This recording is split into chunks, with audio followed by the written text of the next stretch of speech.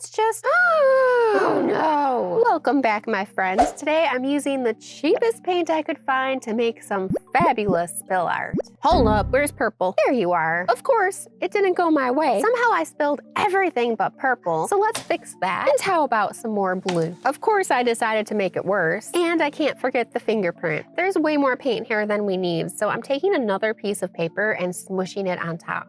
Of course, I'm not happy with it, so I'm gonna do it again, but with the paint on the table. Perfect. I waited about 5 hours for these to dry, and you can see that the paper warped a little bit. But you know what? I don't care. I love that my paper is warped a little bit because it just took all of the pressure of painting this portrait off of me, which is why I love the spill art technique. You get to start with something that looks like a mess and turn it into something amazing. The point of the spill art is to not cover it up completely, but to actually paint the portrait within the spill form. And that's exactly what I'm doing here. I wanted to keep her eyes orange and maintain the original effect, but in a minute you'll see me cover it up. In my opinion, the eyes are the most important part of a portrait. And I couldn't leave it undone.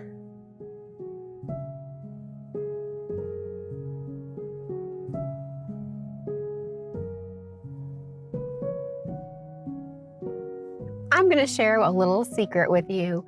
If you have a paintbrush that's dried and crusty like this one, use it to paint in the small details around the eyes and your nose, even your lips.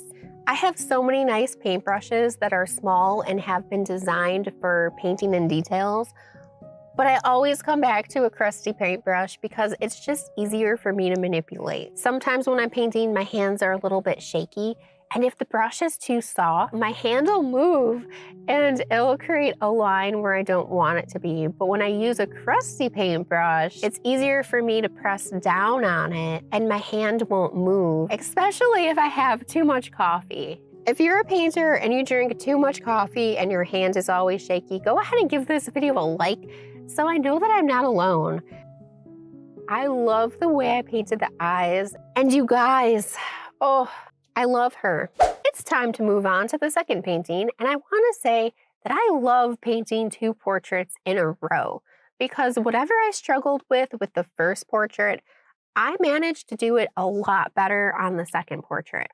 But I worked hard on these, you guys. I spent 4 hours on each portrait trying to get the colors perfect to show you that you can use cheap paint to create a portrait. Expensive paint is much easier to use and it does exactly what you want it to. Cheaper paint, it just takes a little bit more time to get it correct. But if you are willing to put in the time, you can create something amazing.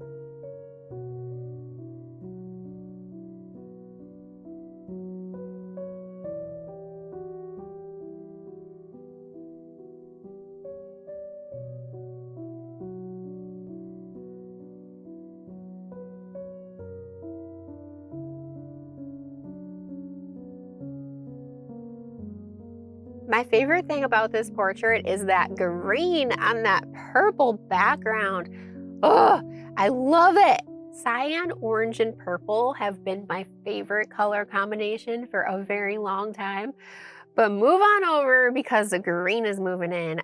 You know, I was a little bit lazy with this portrait because I covered up her second eye with hair.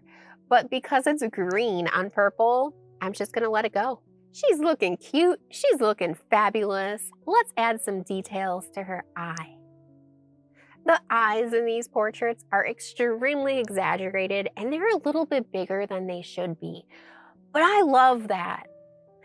I think it gives them such a unique look. And it might be something that I continue to do. I don't know, we're gonna have to wait and find out. If you didn't know already, this is portrait number 15 and 16 from my 100 Painted Head Challenge going on my channel right now.